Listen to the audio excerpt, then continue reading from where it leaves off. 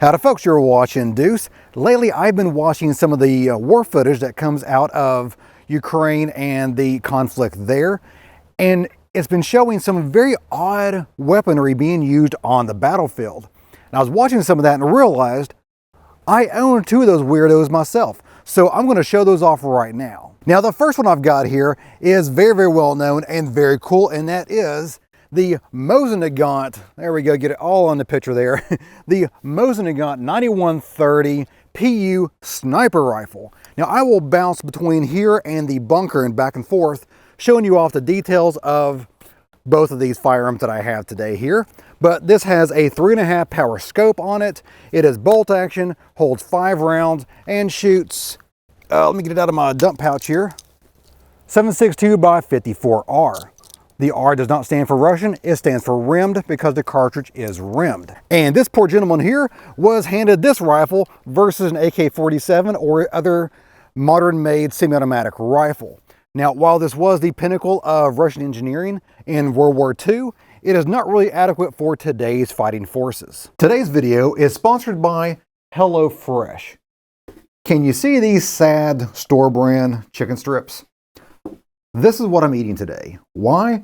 Because I ran out of HelloFresh and I forgot to order more. So what is HelloFresh? It's a meal kit that's sent to your door, and they're filled with fresh pre-portioned ingredients and recipes. They're all designed to work together to make you into a master chef. On their website, you can choose exactly what kind of meals you like or what goals you have. So you can choose things like Calorie Smart, Carb Smart, vegetable dishes, or my go-to favorite, the meat and veggie plan. Now I've got to tell you, some of the dishes on the meat and veggies plan taste almost as good as something my mom would have made. But HelloFresh doesn't badger me about not having grandkids. The recipes are easy to make, they're quick to make, and honestly, you're getting restaurant quality meals at a fraction of the price. So put down those store brand chicken strips and try HelloFresh today. Just click the link below and you'll get 21 free meals and free shipping. Now I've got a steel plate downrange about 15 yards away. Not that far, don't care, I'm not in battle. But we're gonna go ahead and shoot a few rounds here with the Mosin-Nagant here. And now you can't use a stripper clip with the scope in place because, well, that's the way she is made. Now I have no idea if this thing is still sighted in. It's been years since I've shot this thing.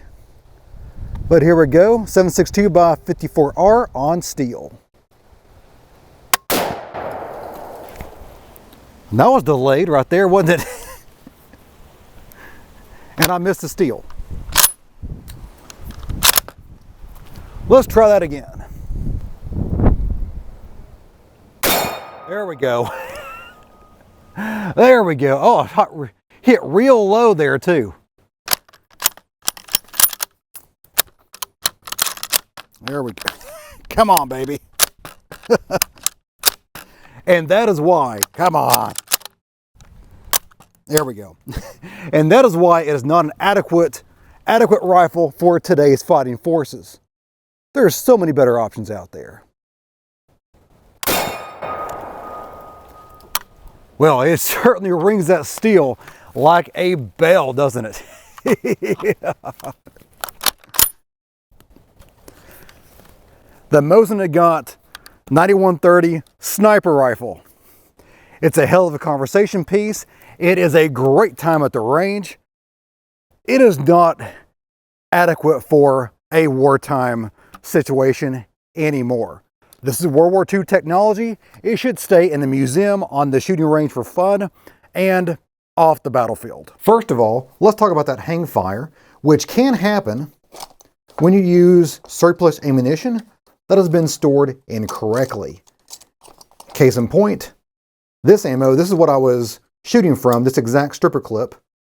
And you can see right there, there is some rust in the stripper clip, which means there's some rust on the end of these cartridges.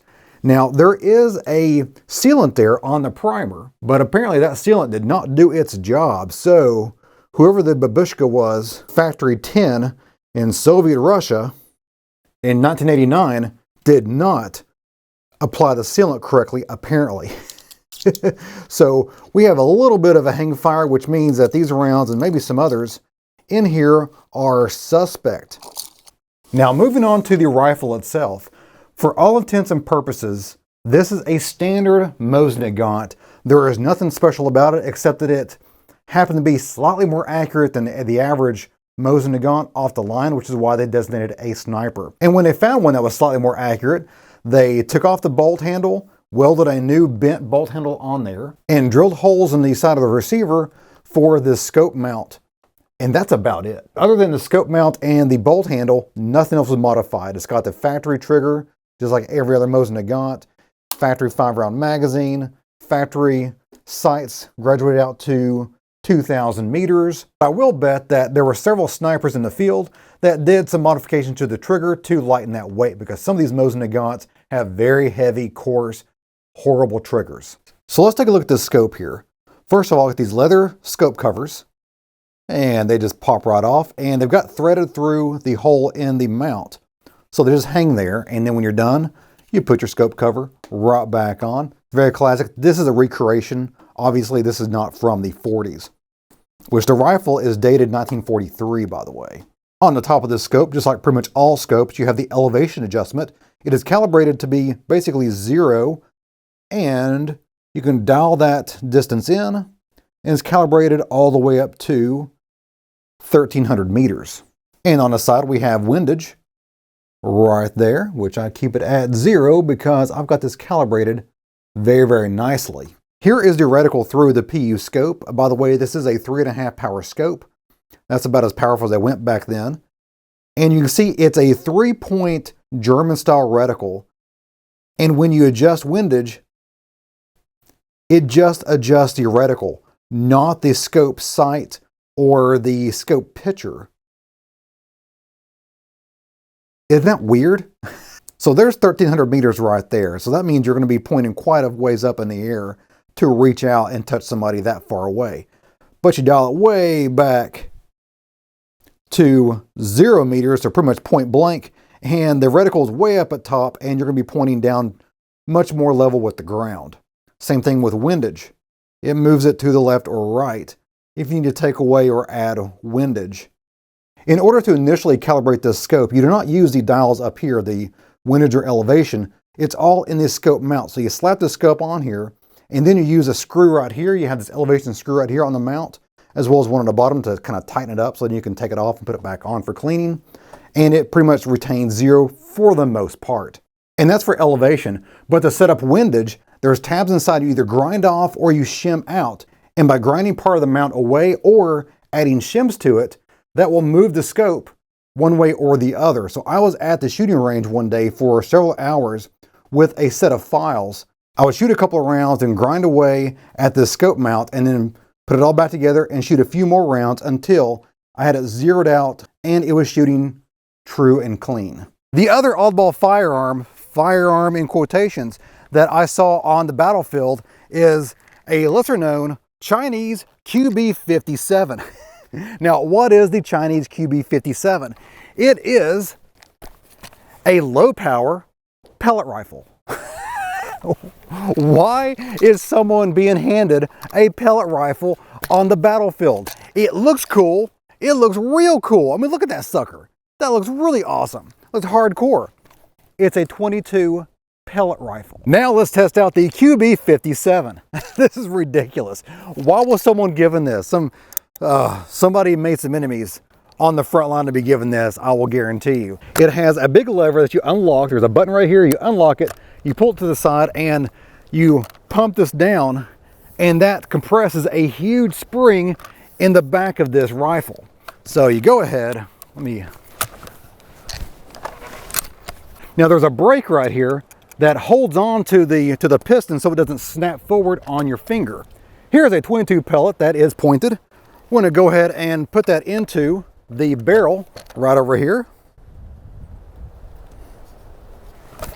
All right, you unlock it from over here and then you push the lever forward. The safety is right in front of the trigger.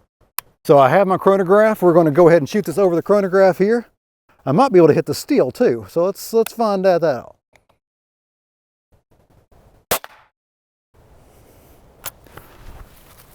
.478 feet per second. That's pretty pathetic. I have a much better pellet rifles at home that do quite a bit better than that. But this was engineered for worldwide distribution, and outside the United States, a lot of countries limit the power of air rifles. This is a single shot rifle, so every time I shoot, I've got to reload it. Can you imagine being on a battlefield and dealing with this and then having this kind of stupid low power rifle? 487, all right. Hey, we got steel. 482 feet per second. These are Crossman hollow points. They're hunting pellets. Let's see, what is it? I think I weighed them before. 14.3 grains. We're gonna see what kind of speed we get out of this, and also see if I can hit that steel again. Hey, 550, nice. Moving on up to the sky high. Committed a war crime with hollow points, one pellet at a time. 556. It's not a bad rifle. It really isn't. For an enthusiast of air rifles, it's not bad. Is it great? No, it's heavy and it's low powered. But it's fun. There is no way this has any place on a battlefield. It is so odd and cumbersome that it's not even good for training purposes. I have seen where people have used like mock-up air rifle Mausers that the Germans used for training purposes. I get that, I understand that, but there is no military on the face of the planet that uses something similar to this. Here's a carrying case that you get with your QB57 air rifle. You open it up and the thing is in pieces like some sort of special ops type rifle, but is a low powered air rifle. Now, once you remove everything from the box, you end up with basically the cheapest, lightest, most piece of garbage scope you've ever seen. Don't use that, it's not worth it. You have the spring assembly right there. That's where the pellet goes in. And you have the barrel assembly. And this basically just feeds right in. Of course, I can't show you that process because this is YouTube. So we've jump cut to this right here where the barrel assembly is just screwed onto the main spring assembly. And you have a front sight that looks kind of like an AK-47, kind of not. It kind of looks like its own thing, I guess. And the rear sight, because you have the scope rail that you can put a real scope on if you want to. I think it's an 11mm dovetail, so you could do that, or you can use what I use and just flip up the rear sight. And it is pretty dang accurate for a simple iron sight setup. So this, in a nutshell, is the Chinese-made QB57 22 caliber pellet rifle. Who knew that a bullpup pellet rifle would be on the front lines of a major conflict? I know I sure didn't. As far as air rifles are concerned, it's not a bad air rifle. It's actually pretty fun, and it's quiet too. Most of the high-power air rifles are as loud as a 22 short going off in the pistol. So it's pretty loud. You can't shoot those in your backyard if you're in a neighborhood.